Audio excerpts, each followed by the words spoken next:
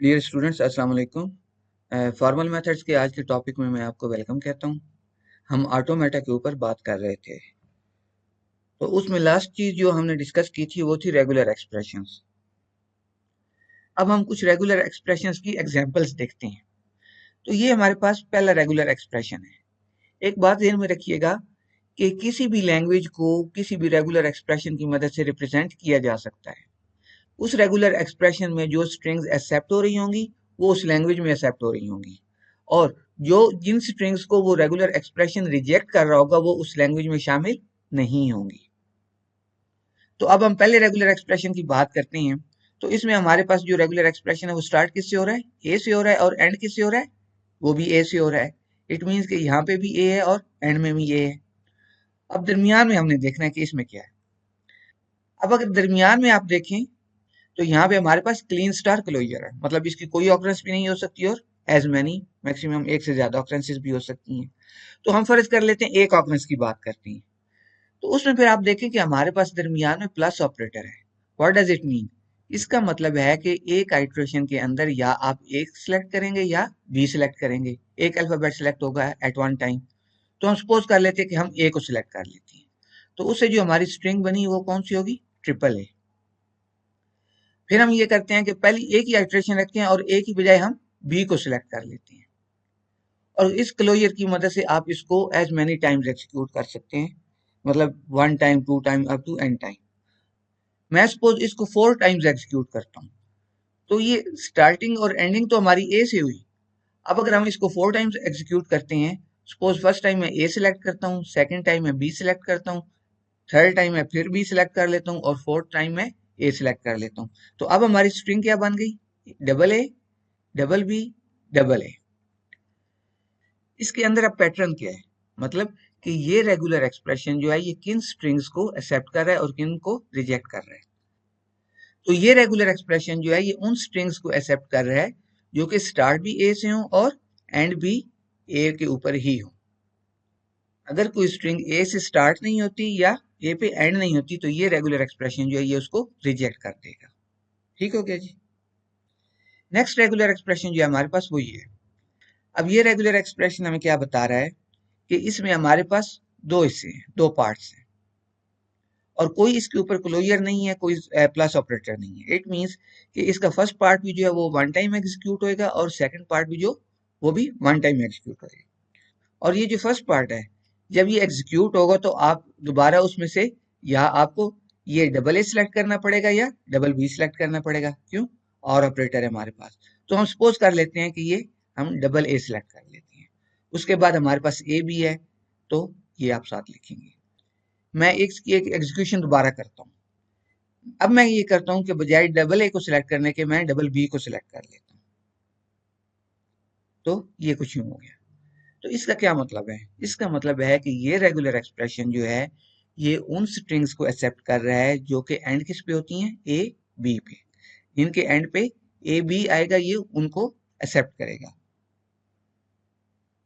फिर हमारे पास आता है third regular expression.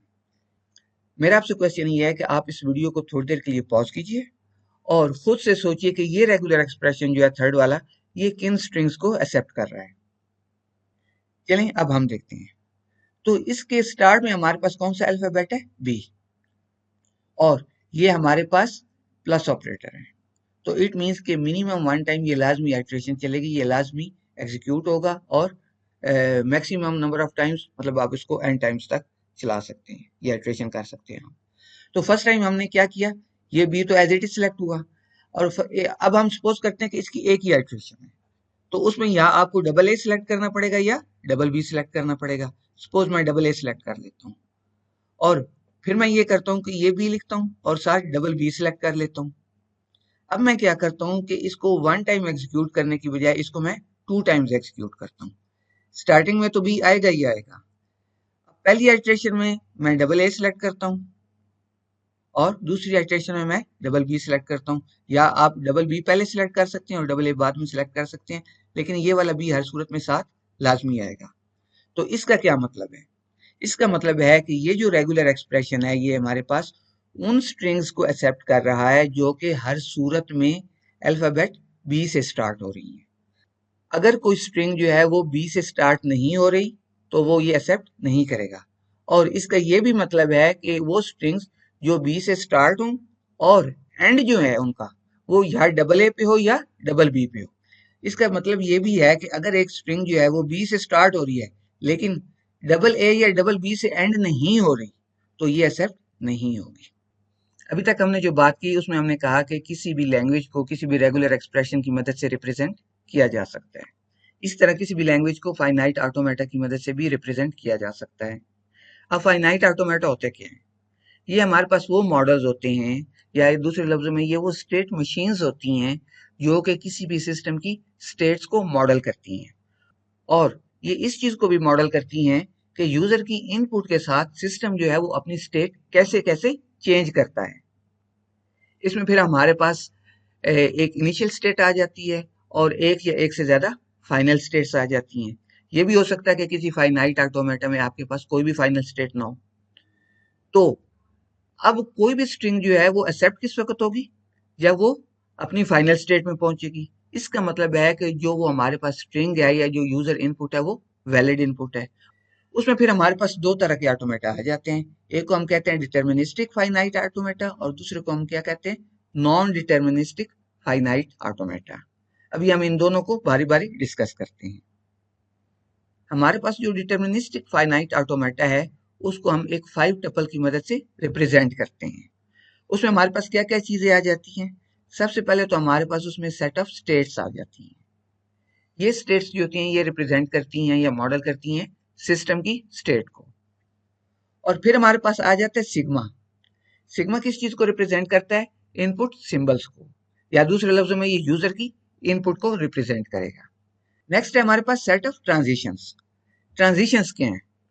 Transitions mean कि सिस्टम जो है वो एक अगर स्टेट में है तो जो यूजर ने इनपुट किया है उसके बाद जो सिस्टम का दूसरी स्टेट में जाना है इसको हम ट्रांजिशन कहते हैं। एक स्टेट है फॉर एग्जांपल ए, यूजर ने कुछ इनपुट की और सिस्टम स्टेट ए से स्टेट बी में चला गया तो ये क्या हुआ? इसको हम क्या कहेंगे? ये एक ट्रांजिशन हुई है। फॉर एग्जांपल जैसे हमने एलिवेटर की बात की थी तो वो एलिवेटर जो है वो सपोज हम करते हैं कि ग्राउंड फ्लोर पे स्टेशनरी है। अब फर्स्ट फ्लोर पे यूजर ने कॉल का बटन प्रेस किया तो अब हुआ क्या? वो जो स्टेशनरी स्टेट थी एलिवेटर की उससे वो मूविंग स्टेट में चली गई और जब फर्स्ट फ्लोर आया तो वो दोबारा स्टेशनरी स्टेट में आ गई। तो ये जो स्टेशनरी स्टेट से मूविंग स्टेट में जाना on the basis of the input by the user, जो उसने वो बटन प्रेस किया और दोबारा उसका फर्स्ट फ्लोर के ऊपर दोबारा मूविंग स्टेट से स्टेशनरी स्टेट में आ जाना, इसको हम क्या कहते हैं? ट्रांजिशन कहते हैं। और अगर आप नोट करें तो ये जो ट्रांजिशन हो रही है ये किस बेस पे हो रही है? On the basis of input by the user. फिर उसमें हमारे पास एक इनिशियल स्टेट होती है और हमारे पास फाइनल स्टेट्स होती है, या एक होगी या एक से ज्यादा होंगी और ये भी हो सकता है कि कोई फाइनाइट स्टेट ना हो। अब हम इसकी एक एग्जांपल देखते हैं। हम सपोज ये करते हैं कि हमारे पास जो एक सिस्टम है उसके अंदर 3 स्टेट्स हैं। कौन कौन सी? स्टेट ए के अंदर वो हो सकता है, या स्टेट बी के अंदर हो सकता है, या स्टेट सी के अंदर हो सकता है। और हमारे पास जो अल्फाबेट सेट है जो यहाँ पे यूजर इनपुट को रिप्रेजेंट कर रहा है उसके अंदर 2 अल्फाबेट्स हैं, 0 एंड 1। और जो हमारे पास इनिशियल स्टेट है वो कौन सी है? ए स्टेट। और जो हमारे पास फाइनल स्टेट है वो कौन सी है? सी स्टेट। देखिए, हम इनिशियल स्टेट का कंस्ट्रेंट क्यों लगाते हैं? कोई भी जो सिस्टम है जब भी वो स्टार्ट होगा तो वो उसकी कोई ना कोई इनिशियल स्टेट लाजमी होगी। इसलिए हम कहते हैं कि हमारे एफए के अंदर या फाइनाइट ऑटोमेटा के अंदर भी एक कम से कम स्टार्ट स्टेट या उसको इनिशियल स्टेट आप कह लें वो लाजमी होनी चाहिए। अब ये हमारे पास स्टेट ट्रांजिशन टेबल है कि सिस्टम जो है वो किस इनपुट पे किस स्टेट में जाता है। तो अब हमने यहाँ पे ये बता दिया कि जब वो स्टेट ए में है और अगर वहां पे यूजर की तरफ से 0 इनपुट आता है तो वो स्टेट बी में जाएगा। इसी तरह स्टेट ए से अगर यूजर 0 की बजाय 1 इनपुट कर देता है तो वो दोबारा स्टेट ए पे ही रहेगा। फॉर एग्जाम्पल क्या हुआ कि हमारे पास एक लॉग इन था, यूजर ने इनवैलिड लॉग इन कर दिया। हम सपोज कर लेते हैं कि ये जो 1 है ये इनवैलिड लॉग इन को शो कर रहा है। तो अब इस सिस्टम ने किसी दूसरी स्टेट पे नहीं जाना, किसी दूसरे इंटरफेस पे नहीं जाना, दोबारा उसी इंटरफेस के ऊपर आ जाना है। तो ए के ऊपर जब 1 इनपुट हुआ तो दोबारा वो ए पे ही आ गया। फिर हमने कहा कि जो बी स्टेट है, जब सिस्टम इस स्टेट के अंदर होगा तो वहां से अगर यूजर इनपुट 0 करेगा तो वो दोबारा इस स्टेट में चला जाएगा, 1 इनपुट पे वो सी स्टेट में चला जाएगा, और सी से 0 इनपुट पे वो बी स्टेट में जाएगा और 1 इनपुट से वो सी स्टेट में चला जाएगा। तो ये जो टेबल है ये बेसिकली आपका, आप इसको कह लें कि ये आपके सिस्टम की स्टेट्स को और उसकी चेंजेस जो हो रही हैं with passage of time on the basis of the input by the user, ठीक है। तो उस बेसिस पे जो सिस्टम की स्टेट्स चेंज हो रही हैं ये उसको रिप्रेजेंट कर रहा है। फिर हमारे पास जो फाइनाइट ऑटोमेटा है इसको हम ग्राफ की मदद से भी रिप्रेजेंट कर सकते हैं। वो कैसे? उसमें हमारे पास जो स्टेट होती है उसको हम सर्कल से रिप्रेजेंट करते हैं और ट्रांजिशन जो है उसको हम एक एरो की मदद से रिप्रेजेंट करते हैं, और जो यूजर की इनपुट है उसको इस एरो के ऊपर मेंशन किया जाता है। जैसे यहाँ पे या 0 इनपुट होगी या इधर 1 इनपुट होगी। जो इनिशियल स्टेट है उसको हम कैसे रिप्रेजेंट करते हैं? सर्कल और उसके स्टार्ट में एक एरो लगा दिया जाता है। अब ये किस चीज को शो कर रही है कि ये इनिशियल स्टेट है। बाज़ औक़ात हम इनिशियल स्टेट के अंदर एक माइनस का सिंबल भी लगा देते हैं, तो ये भी इनिशियल स्टेट को ही शो करता है। इसी तरह फिर हमारे पास जो फाइनल स्टेट है उसको हम कैसे शो करते हैं? या आप डबल सर्कल लगाते हैं या सिंगल सर्कल और उसके अंदर प्लस का सिंबल लगा दिया जाता है। तो अब हमारी जो ये फाइनाइट ऑटोमेटा की एग्जांपल है इसको हम ग्राफ की मदद से शो करते हैं। लेट मी इरेज ये।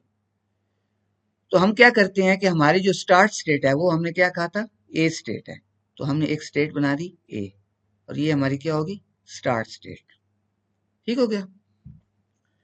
उस पर फिर हमने कहा कि जब स्टेट ए थी तो यूजर ने जब 0 इनपुट किया तो वो स्टेट बी में चला गया। अब यहाँ पे आप देखें तो यूजर ने 0 इनपुट किया है तो ये हमारा सिस्टम जो है ये स्टेट बी में चला गया है, और ए के ऊपर अगर यूजर ने 1 इनपुट किया तो वो ए पे ही रहा है। तो ये हम क्या कर देते हैं, इसको एक सेल्फ लूप बना देते हैं और ये 1 के ऊपर आ गया। अब ये क्या शो कर रहा है कि स्टार्ट स्टेट जो है वो कौन सी है? ए है। वहां से 0 इनपुट हुआ तो हम स्टेट बी पे चले गए, और स्टेट ए से अगर 1 इनपुट हुआ तो हम स्टेट ए में ही रहेंगे। फिर हम देखते हैं कि जब स्टेट बी है हमारे पास, अब स्टेट बी से 0 इनपुट होके हम स्टेट ए में वापस आ जाते हैं। तो इसको आप क्या करेंगे? कुछ यूं बना लेंगे, और स्टेट बी से 1 इनपुट करके आप स्टेट सी में चले जाते हैं। ये स्टेट सी में चले गए हम 1 इनपुट के साथ। फिर स्टेट सी से जब हमने 0 इनपुट की तो हम स्टेट बी में आ गए। तो इसको हम यूं रिप्रेजेंट कर देते हैं, ये 0 इनपुट के साथ हम स्टेट बी में आ गए और 1 इनपुट के साथ हम स्टेट सी में ही रहे। और स्टेट सी जो है इसको हमने क्या कहा था? ये हमारी फाइनल स्टेट है। मैंने इसको डबल सर्कल कर दिए। तो हम फाइनाइट ऑटोमेटा को इस तरह ग्राफिक फॉर्म में या पिक्टोरियल फॉर्म में भी शो कर सकते हैं। अब ये हमें बता रहा है कि हमारे सिस्टम में कौन सी इनपुट होगी तो सिस्टम किस स्टेट में जाएगा। फॉर एग्जाम्पल, जब हमने एलिवेटर की बात की थी तो हमने कहा था कि वो ग्राउंड फ्लोर पे स्टेशनरी स्टेट में है। हम इसको सपोज कर लेते हैं कि वो ए स्टेट है। जब यूजर ने बटन प्रेस किया तो वो स्टेट बी के अंदर चली गई, मूविंग स्टेट। और अगर यूजर ने ग्राउंड फ्लोर के ऊपर ही वेट का बटन प्रेस कर दिया तो हम ये सपोज करते हैं कि वो उसकी कोई स्टेट चेंज नहीं होगी, वो उसी स्टेट में रहेगी।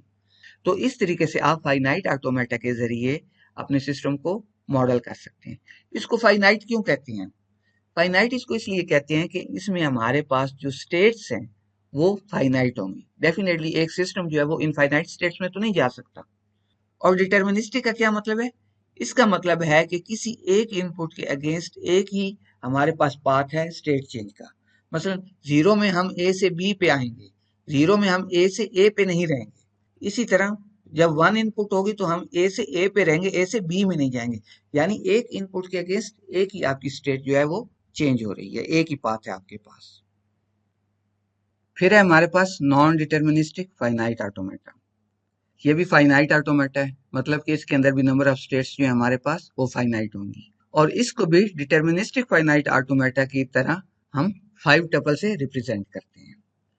उसमें सबसे पहले हमारे पास फाइनाइट सेट ऑफ स्टेट्स आ जाती हैं, फिर उसमें हमारे पास इनपुट सिंबल्स आ जाते हैं, सेट ऑफ ट्रांजिशंस आ जाती हैं, और इनपुट स्टेट होती है, और उसके बाद हमारे पास फाइनल स्टेट आ जाती है। तो इसको भी हम डिटर्मिनिस्टिक फाइनाइट ऑटोमेटा की तरह ही रिप्रेजेंट करते हैं। अब ये हमारे पास नॉन डिटर्मिनिस्टिक फाइनाइट ऑटोमेटा की एक एग्जांपल है। इसमें हमारे पास जो नंबर ऑफ स्टेट्स हैं वो कौन सी हैं, उसी तरह 3 है। इनपुट सिंबल्स हमारे पास कौन कौन से हैं, 2, 0 एंड 1। और हमारे पास जो इनिशियल स्टेट है वो ए है और फाइनल स्टेट जो है हमारे पास वो सी है। अब अगर आप यहाँ पे देखें तो जब हमारे पास इनिशियल स्टेट ए थी, वहां से 0 इनपुट हुआ, तो अब 0 इनपुट से आप दोबारा स्टेट ए पे भी रह सकती हैं और स्टेट बी पे भी जा सकती हैं। जब हमारे पास डिटर्मिनिस्टिक फाइनाइट ऑटोमेटा था तो वहां हमने क्या कहा था कि जब एक स्टेट पे कोई चीज इनपुट होगी तो वो उसका एक ही पाथ होगा, या वो उसी स्टेट पे, जैसे ए पे हमने 0 इनपुट लिया था तो वो ए पे ही रहा था, जब 1 इनपुट लिया था तो वो बी पे चला गया था। ये नहीं हुआ था कि 0 इनपुट से वो स्टेट ए पे भी जाए और बी पे भी जाए, ऐसा नहीं हुआ था। तो वहां एक ही इनपुट के अगेंस्ट एक स्पेसिफाइड आपकी ट्रांजिशन थी, यहाँ ऐसा नहीं है। तो यहाँ पे आपके पास जब 0 इनपुट हुई तो आप स्टेट ए पे भी रह सकती हैं और स्टेट बी पे भी रह सकती हैं, क्योंकि अब आप यहाँ पे डिटरमाइन नहीं कर सकते कि इस इनपुट के अगेंस्ट आपके पास कौन सी ट्रांजिशन जो है वो आप उसको मूव करेंगे। तो इसी वजह से इसको नॉन डिटर्मिनिस्टिक भी कहा जाता है। ठीक है, फिर हमारे पास जब स्टेट ए के ऊपर 1 इनपुट हुई तो हम स्टेट बी में चले गए। स्टेट बी से जब हमारे पास 0 इनपुट हुआ तो हम स्टेट ए में आ गए, और 1 इनपुट से आप स्टेट ए में भी जा सकते हैं और सी में भी जा सकते हैं। फिर इसी तरह स्टेट सी से 0 इनपुट पे आप स्टेट बी और सी दोनों में से किसी एक स्टेट पे जा सकते हैं, और हमारे पास जब सी के ऊपर 1 इनपुट होगी तो आप स्टेट सी पे ही रहेंगे। अब अगर हम इसका ग्राफ ड्रॉ करें तो हमारे पास कैसे होगा, हम स्टेट ए से स्टार्ट करते हैं, ये हमारी स्टार्ट स्टेट हो गई। उस पे हमने कहा कि जब 0 हमारे पास है तो वो स्टेट ए पे भी रह सकता है और बी पे भी जा सकता है, ये हमारी स्टेट ए है।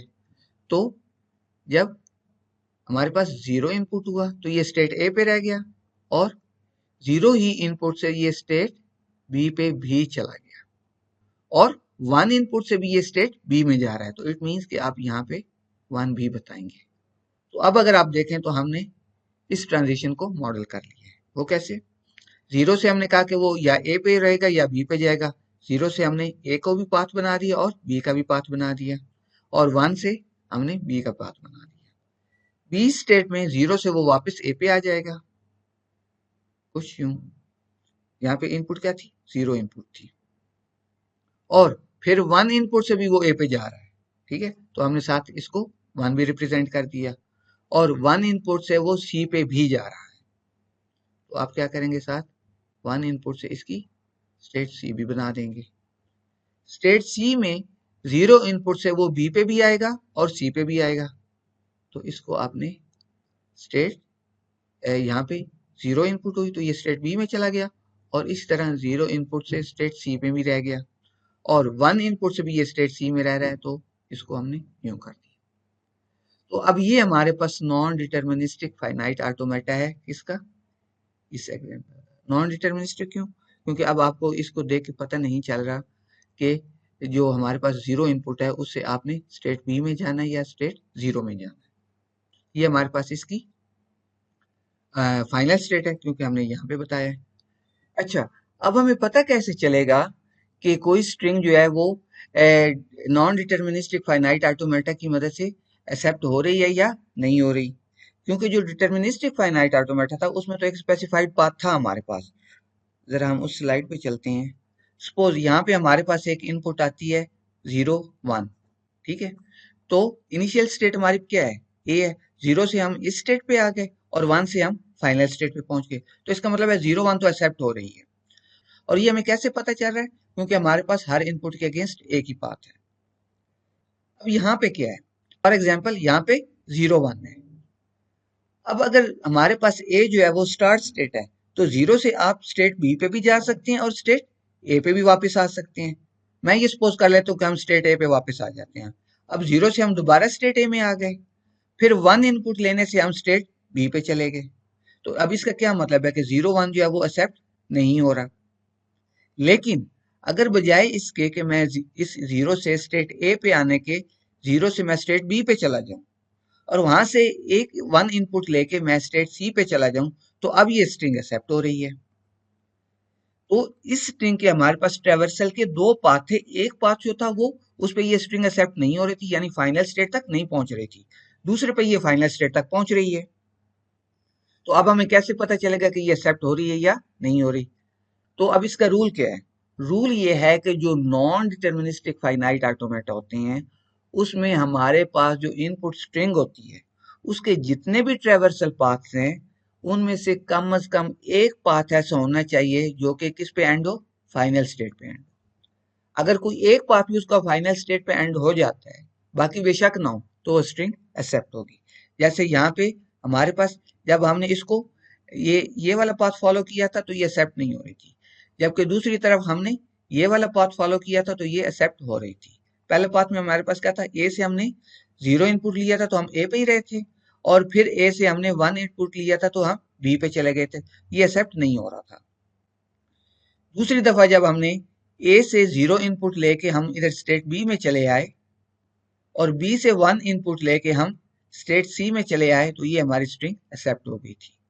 तो मिनिमम 1 ट्रेवर्सल जो है उसको एंड होना चाहिए फाइनल स्टेट के ऊपर। तो मुझे उम्मीद है कि इन टॉपिक्स की आपको समझ आ गई होगी। अल्लाह हाफिज।